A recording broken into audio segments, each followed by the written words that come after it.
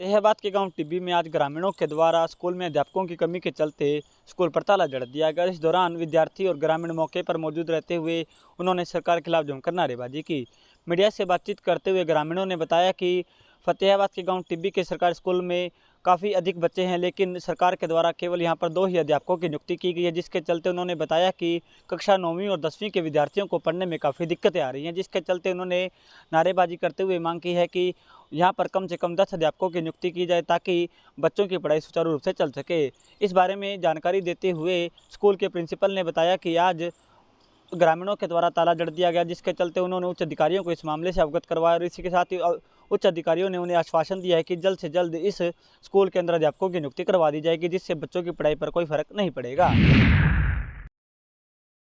प्रदेश भर के अंदर लगातार बढ़ रही गर्मी के कारण बिजली की खपत भी बहुत ज़्यादा हो चुकी है, जिसके कारण बिजली विभाग बहुत सतर्क हो चुका है। प्रदेश के बिजली मंत्री रंजीत चौटाला ने बयान देते हुए कहा कि प्रदेश भर के अंदर कोई भी बिजली की कमी नहीं है। उन्होंने कहा कि एक हफ्ते पहले 20-20 मिनट के कट लगाए गए थे, लेकिन अब हमने इस पर पूरा काबू पा लिया है। इसके साथ ही उन्होंने कहा कि हरियाणा में कल करीब 16 करोड़ यूनिट बिजली की खपत हुई है, यानी 8000 मेगावाट बिजली की खपत हुई है, जबकि पिछली बार 12182 मेगावाट कंजप्शन हुई थी।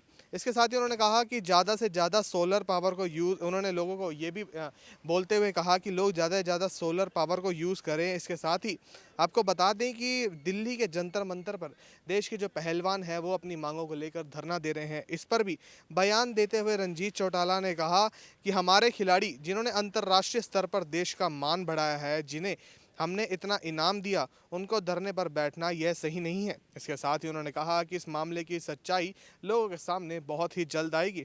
इसके साथ ही उन्होंने कहा कि बृजभूषण शरण सिंह के बयानों को ना तो मैं पसंद कर रहा हूं, ना ही देश की जनता पसंद कर रही है। उन्हें इसको लेकर अपना इस्तीफा दे देना चाहिए। कैमरामैन जितेंद्र हंस के साथ मृदुल यादव, एमएचएन प्राइम, चंडीगढ़। फरीदाबाद में आज हुई 1 घंटे की झमाझम बारिश ने मंडी प्रशासन और जिला प्रशासन के दावों को पूरी तरीके से हवा हवाई कर दिया है। दरअसल आपको बता दें, मौसम विभाग के अनुमान से जो है आज के दिन जो है वो दोपहर बाद बारिश होनी थी। बावजूद इसके जिला प्रशासन और मंडी प्रशासन की तरफ से दावा किया जा रहा था कि बारिश आने पर जो है अनाज जो मंडी में पड़ा हुआ है उसे ढकने के लिए, उसे बचाने के लिए उनके पास पर्याप्त जो है वो बारदाना है। परंतु जैसे ही बारिश आई, पूरा बारदाना जो है वो कहीं ना कहीं जो दावे बारदाने के हो रहे थे मंडी प्रशासन की ओर से, वो पूरी तरीके से हवा हवाई होते हुए नजर आए और मंडी में पड़ा कई कुंटल किसानों का गेहूँ बारिश में भीग गया। ऐसे में किसानों ने कहा कि इससे पहले भी कई बार आसमान से आफत बरस चुकी है और किसानों को काफ़ी नुकसान हुआ है, परंतु उन्होंने सोचा नहीं था कि मंडी में आने के बावजूद भी उनका जो गेहूं है वो भीग जाएगा और उनको ये आफत झेलनी पड़ेगी। फरीदाबाद से एमएचएन प्राइम के लिए मुकेश राज। ਲੁਧਿਆਣਾ ਦੇ ਗੈਸਪੁਰਾ 'ਚ ਗੈਸ ਲੀਕ ਮਾਮਲੇ ਦੇ ਵਿੱਚ ਹੋਈਆਂ 11 ਮੌਤਾਂ ਨੂੰ ਲੈ ਕੇ ਲੁਧਿਆਣਾ ਡਿਪਟੀ ਕਮਿਸ਼ਨਰ ਅਤੇ ਪੁਲਿਸ ਕਮਿਸ਼ਨਰ ਨੇ ਜਾਣਕਾਰੀ ਸਾਂਝੀ ਕੀਤੀ ਹੈ, ਜਿਸ ਦੇ ਵਿੱਚ ਉਹਨਾਂ ਕਿਹਾ ਕਿ SIT ਦਾ ਗਠਨ ਕਰ ਦਿੱਤਾ ਗਿਆ ਹੈ ਅਤੇ ਇਸ ਦੌਰਾਨ ਜਾਂਚ ਰਿਪੋਰਟ ਆਉਣ ਤੋਂ ਬਾਅਦ ਖੁਲਾਸਾ ਹੋਵੇਗਾ। ਇੱਥੇ ਵੀ ਦੱਸ ਦਈਏ ਕਿ ਪੁਲਿਸ ਕਮਿਸ਼ਨਰ ਲੁਧਿਆਣਾ ਮਨਦੀਪ ਸਿੱਧੂ ਨੇ ਕਿਹਾ ਹੈ ਕਿ ਪੋਲਿਊਸ਼ਨ ਕੰਟਰੋਲ ਬੋਰਡ ਦੇ ਅਧਿਕਾਰੀਆਂ ਦੀ ਅਗਰ ਸ਼ਮੂਲੀਅਤ ਇਸ ਦੇ ਵਿੱਚ ਪਾਈ ਗਈ ਤਾਂ ਉਹਨਾਂ ਖਿਲਾਫ ਵੀ ਜਿਹੜਾ ਮਾਮਲਾ ਦਰਜ ਹੋ ਸਕਦਾ, ਉਹਨਾਂ ਖਿਲਾਫ ਵੀ ਜਿਹੜੀ FIR ਹੈ ਉਹ ਦਰਜ ਹੋ ਸਕਦੀ ਹੈ। ਇੱਥੇ ਵੀ ਦੱਸ ਦਈਏ ਕਿ 11 ਲੋਕਾਂ ਦੀ ਮੌਤ ਤੋਂ ਬਾਅਦ ਜਿੱਥੇ CM ਭਗਵੰਤ ਸਿੰਘ ਮਾਨ ਵੱਲੋਂ ਦੁੱਖ ਜਤਾਇਆ ਗਿਆ ਤਾਂ ਉੱਥੇ ਹੀ ਕੇਂਦਰ ਸਰਕਾਰ ਦੇ ਵੱਲੋਂ ਵੀ ਰਾਹਤ ਦੇ ਲਈ 2 ਲੱਖ ਰੁਪਏ ਦੀ ਮੁਆਵਜ਼ਾ ਰਾਸ਼ੀ ਦੇਣ ਦਾ ਐਲਾਨ ਕੀਤਾ ਗਿਆ। ਇੱਥੇ ਵੀ ਦੱਸ ਦਈਏ ਕਿ ਜਿੱਥੇ ਆਰੋਪੀਆਂ ਦੇ ਖਿਲਾਫ ਜਿਹੜੀ ਕਾਰਵਾਈ ਦੀ ਗੱਲ ਕੀਤੀ ਜਾ ਰਹੀ ਹੈ ਤਾਂ ਉੱਥੇ ਹੀ SIT ਦਾ ਗਠਨ ਕੀਤਾ ਗਿਆ ਹੈ। ਪਟਿਆਲਾ ਦੇ ਵਿੱਚ ਜਿਹੜੀਆਂ ਇਹ ਰਿਪੋਰਟਸ ਜਿਹੜੀ ਹੈ ਸਬਮਿਟ ਕੀਤੀ ਜਾਵੇਗੀ, ਜਾਂਚ ਸੈਂਪਲ ਭੇਜੇ ਗਏ ਨੇ, ਉਸ ਰਿਪੋਰਟ ਦੇ ਆਉਣ ਤੋਂ ਬਾਅਦ ਜਿਹੜਾ ਕਲੀਅਰ ਹੋ ਪਾਏਗਾ ਕਿ ਆਖਿਰ ਇਸ ਦੇ ਵਿੱਚ ਕੌਣ ਦੋਸ਼ੀ ਹੈ। ਇਸ ਤੋਂ ਬਾਅਦ ਜਿਹੜੀ ਹੈ ਕਾਰਵਾਈ ਕੀ ਹੁੰਦੀ ਹੈ, ਇਹ ਆਉਣ ਵਾਲਾ ਸਮਾਂ ਦੱਸੇਗਾ। ਲੁਧਿਆਣਾ ਤੋਂ ਰਜਿੰਦਰ ਅਰੋੜਾ, MH1 न्यूज़।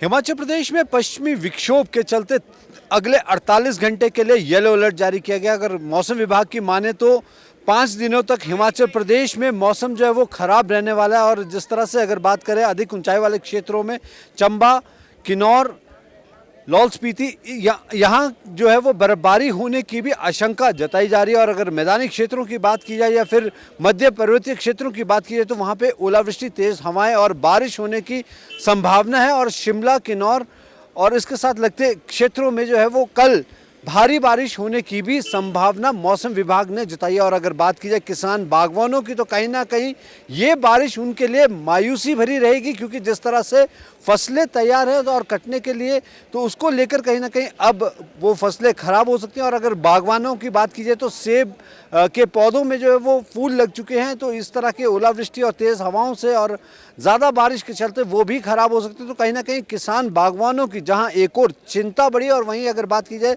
सैलानियों की, तो मैदानी क्षेत्रों में जिस तरह से तपती गर्मी और लू चल रही है, उसके चलते जो कहीं ना कहीं पहाड़ों की ओर अग्रसर हो रहे हैं सैलानी, जन सैलाब जो है वो हिमाचल की ओर बढ़ रहा है। लेकिन जिस तरह से मौसम विभाग ने अगले 5 दिनों के लिए खराब मौसम होने की और अगले 48 घंटे के लिए येलो अलर्ट की चेतावनी जारी की है, तो उसके चलते कहीं ना कहीं दिक्कतों का सामना करना पड़ सकता है। लेकिन जिस तरह से लगातार मैदानी क्षेत्रों में गर्मी पड़ रही है, तो उससे राहत लेने के लिए सैलानी शिमला पहुंचते हुए नजर आ रहे हैं। मैं अपने सहयोगी पुष्पिंदर चौधरी के साथ सुनील परमार, MH1 प्राइम, शिमला।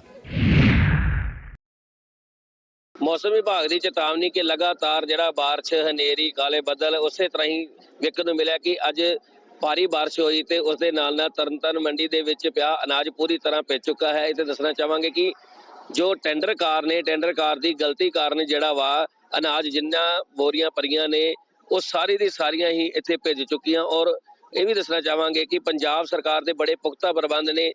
ਜੇ ਵੇਖਣ ਮਿਲਿਆ ਮੰਡੀਆਂ ਵਿੱਚ ਸਾਫ਼ ਸਫਾਈ ਸੀ, ਲਾਈਟ ਦਾ ਪ੍ਰਬੰਧ ਸੀ, ਪਾਣੀ ਦਾ ਪ੍ਰਬੰਧ ਸੀ, ਵੇਖਣ ਨੂੰ ਮਿਲਿਆ ਤੇ ਕਾਰਡ ਕਿਸ ਜਗ੍ਹਾ ਤੇ ਨਜ਼ਰ ਆਈ ਹੈ, ਉਹ ਨਜ਼ਰ ਆਈ ਹੈ ਤਾਂ ਸਿਰਫ ਟੈਂਡਰ ਕਾਰ ਜਿਹੜੇ ਕਿ ਲਿਫਟਿੰਗ ਕਰਾਉਂਦੇ ਨੇ, ਗੋਦਾਮਾਂ ਤੱਕ ਪਹੁੰਚਾਉਂਦੇ ਸੀ, ਉਹਨਾਂ ਤੋਂ ਜਿਹੜਾ ਕਿ ਇਹ ਮਾਲ ਮੰਡੀ ਵਿੱਚ ਨਾ ਚੁੱਕਣ ਕਰਕੇ ਹੀ ਜਿਹੜਾ ਸਾਰੇ ਦਾ ਸਾਰਾ ਭੇਜਦਾ ਨਜ਼ਰ ਆ ਰਿਹਾ ਹੈ। ਵੇਖਣਾ ਹੋਏਗਾ ਕਿ ਪੰਜਾਬ ਸਰਕਾਰ ਕਿੰਨੀ ਜਲਦੀ ਜਿਹੜਾ ਵਾ ਟੈਂਡਰ ਕਾਰ ਜੋ ਅਨਾਜ ਪਿਆ ਨਹੀਂ ਚੁੱਕ ਪਾ ਰਹੇ, ਕੀ ਕਾਰਵਾਈ ਕਰਦੇ ਨੇ। Vijay Kumar, MH1 news, Tarn Taran.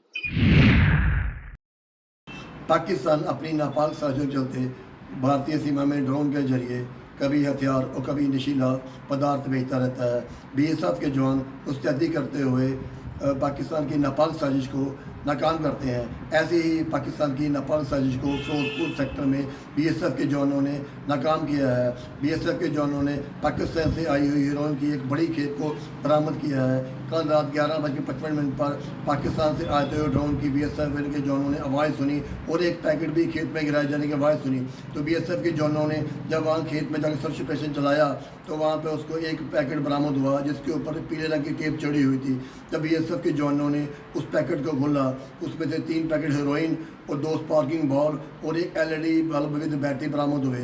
जो 3 पैकेट हेरोइन थी उसका वजन 2.5 किलो है और उसकी अंतर्राष्ट्रीय बाजार में 12.5 करोड़ रुपये कीमत है। कैमरा पर्सन विकास के साथ राजेश मेहता, MH1 न्यूज़, फिरोजपुर।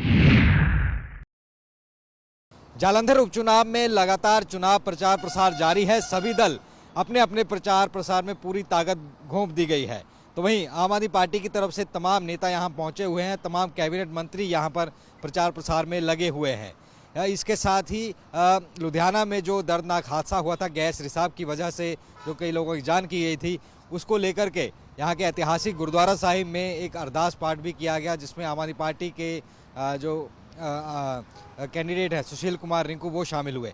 तो वहीं बीजेपी की तरफ से भी आज केंद्रीय मंत्री यहां पर पहुंचे थे और उन्होंने कई मुद्दों पर चर्चा की, कार्यकर्ताओं के साथ चर्चा की और एक प्रेस कॉन्फ्रेंस भी की। तो वहीं कांग्रेस की तरफ से आज जो पेंडू इलाके हैं वहां पर प्रचार प्रसार किया गया। वहीं पिछले कल चरणजीत सिंह चन्नी, नवजोत सिंह सिद्धू की तरफ से भी कई जनसभाएं की गई। तो एक दूसरे पर आरोप प्रत्यारोप भी लग रहे हैं। वहीं SGPC के मसले पर भी जिस तरीके से मुख्यमंत्री ने ट्वीट किया, उस पर भी आम आदमी पार्टी के तमाम नेता खुलकर सामने आए और अकाली दल और SGPC पर निशाने साधे। तो वहीं शिक्षा को लेकर के हरजोत बैंस ने ये खुलासा किया है कि अब आने वाले वक्त में स्किल चीज़ें जो है पढ़ाई जाएंगी, खास करके ड्रोन उड़ाने को लेकर के जो स्किल्ड लोग हैं उनकी ज़रूरत है और वो भी अब ITI वगैरह में उनकी तरफ से पढ़ाया जाएगा। तो वहीं बिजली मंत्री का कहना था कि पंजाब में बिजली की कमी कोई नहीं है और इस बार हमारे पास सरप्लस कोयला मौजूद है, कई दिनों का अगले दिन कोयला मौजूद है और जो अब 7:30 से 2:30 बजे तक के ऑफिस टाइमिंग हो गया है उसमें काफ़ी टाइम बचा करेगा। तो तमाम प्रचार प्रसार में नेता लगे हुए हैं और एक दूसरे पर निशाने भी साध रहे हैं। कैमरामैन भंवर सिंह दादू के साथ नितिन धीमान, MH1 न्यूज़, जालंधर।